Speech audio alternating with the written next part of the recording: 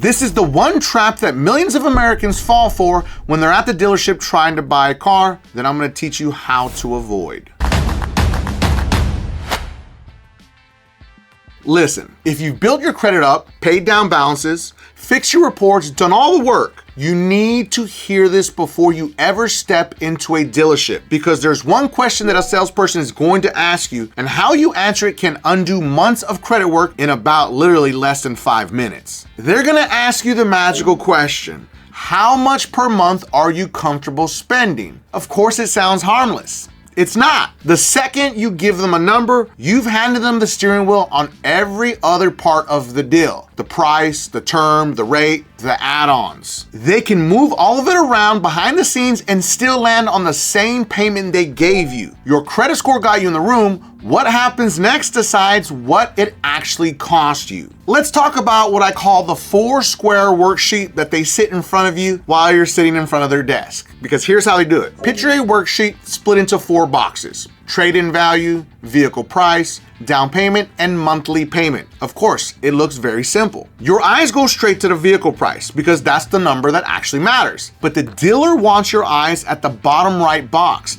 the monthly payment. Because as negotiation goes on, they start crossing things out. Loan term changes, down payment changes, and by the time you're done, that monthly payment might drop from something like $845 down to $476. Feels like a win, right? But now look at the vehicle price box. It barely moved. Maybe $34,000 down to $33,980. You didn't win anything on the price. They just stretched the loan out and repositioned the numbers so the payment looked better. And this actually happens after you've already been sitting there for hours and you're mentally worn down, just wanting to drive off the lot. That's not an accident. That's the entire business model. That is their number one plan. I'll be honest with you, I can't count how many times I was at a dealership and they tried to play this game with me and I'm just like, they really think they're gonna get one on me. Like, they think I'm gonna break. So I literally told them, listen, if you don't close this deal and finalize everything right now, I'm gonna walk out. It's just that simple.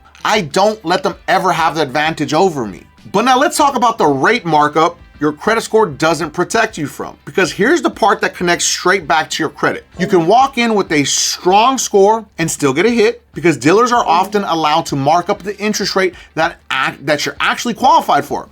Let me run that back again. They can mark up the rate that you're actually qualified for. Yes, that's actually a thing. I want everyone to take 5 minutes after this video and just Google buy rate at a dealership and your mind is gonna be blown. Understand, this isn't a theory. In 2015, the Department of Justice settled with Honda's financing arm over exactly this. Dealers were marking up rates and it disproportionately hit minority borrowers. As part of that settlement, Honda capped dealer markups at 1.25% on loans of 60 months or less, and 1% on longer loans. Before the cap, some dealers have been marking up rates up to over 2 full percentage points above what buyers actually qualified for. That's insane. 2 more extra percent that people were paying for. Now translate that into real dollars. Say your credit qualifies for a 6.5 rate on a car that is in the high 20,000s. The dealer comes back and says, congrats, you're approved at 7.5%. That extra 1% alone can run you several hundred extra dollars in interest over the life of the loan, on top of a higher monthly payment. And some dealers push that gap even wider. I was recently at a dealership helping someone shop, and the financing rates on the table range from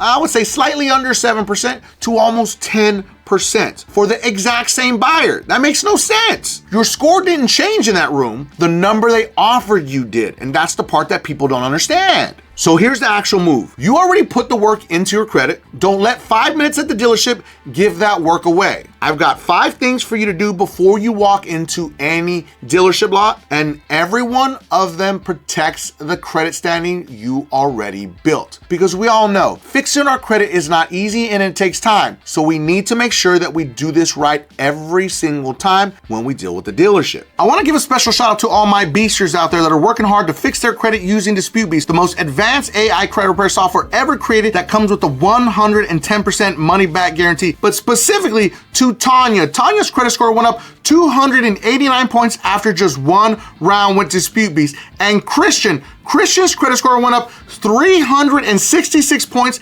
after just one round with Dispute Beast. And let's not forget about Allison. Allison's credit score went up 204 points after just one round with Dispute Beast. Dispute Beast link is going to be in the video description and pinned at the top of the comments for anyone that needs to fix their credit. Step 1, know your real number. Don't walk in with a range of like $500 to $600 a month. A range tells the dealer you haven't done the math, and they will fill that gap in their favor every single time. Use something like a 20-40-10 approach as a starting point. Aim for at least 20% down, keep the loan to 4 years if you can, and make sure your total car cost, payment plus insurance, stay under 10% of your grossly monthly income. But if your math only works on a 5-year term instead of 4, fine. But if it doesn't work on 4 or 5 years, that's usually a sign that the car is priced above where your budget actually sits right now. And it should be a no-go. We go back to the drawing board and we find a better option. Now moving on to step number 2, get your financing lined up first. Let me repeat that again. Get your financing lined up first before you walk into the dealership. Just like getting pre-approved for a mortgage before house hunting, you can get pre-approved for an auto loan before you ever talk to a dealer through your bank, your credit union, or even an online lender. That gives you a real rate to compare against based on your actual credit profile, not whatever number the finance office decides to offer you that day. This also tells the dealer you're a serious informed buyer, which changes how the entire whole conversation goes. And a lot of people don't realize this. You are not required to finance through the dealership. The lender listed as a lien holder on your title can be your own bank or your credit union just as easily as the dealers in-house financing. And step number 3, don't hand over the monthly number. So when they ask you what you're looking to pay every month, your answer should be simple. I'm not focused on the monthly payment. I'm focused on the total price, the out the door price. That single sentence takes away their favorite tool. And listen, if they start applying pressure with the,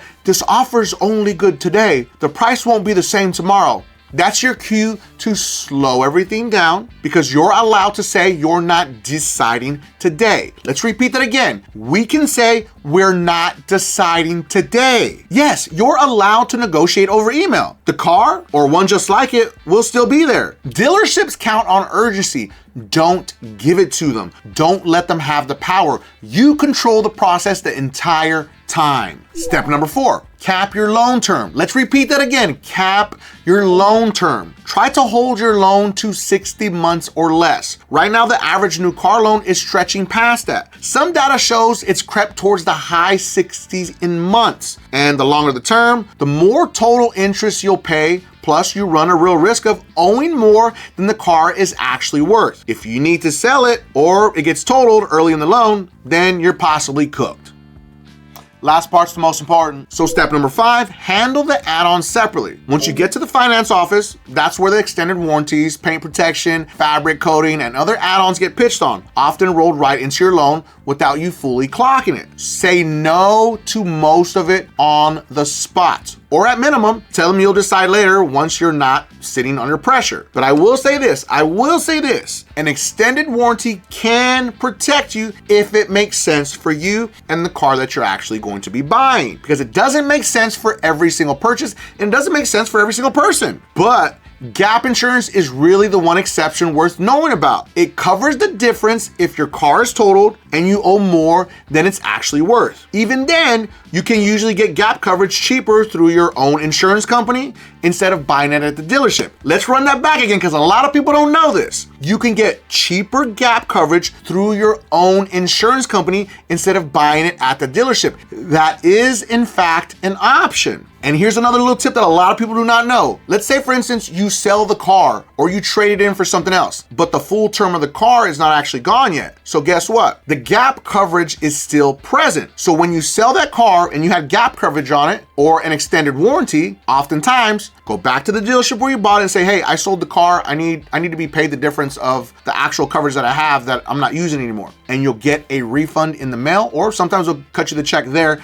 at the dealership. You might just have to come back and pick up the check. That's a real thing. I've done it a billion times. It feels like it. But here's the bottom line. If your credit score gets you a seat at the table, what happens after that is on you to control. Know your real number, get pre-approved before you walk in, and keep the focus on the total price, cap your term, and handle the add-ons on your own terms. And don't forget, if you have any collections, charge-offs, or negative items that you need to delete from your credit reports, make sure to watch this video right here, because it's gonna show you how AI will do all the work for you, mail your letters, and it comes with the 110% money-back guarantee. And if you felt that I brought you some value in this video, make sure to don't forget and subscribe to increase your credit score.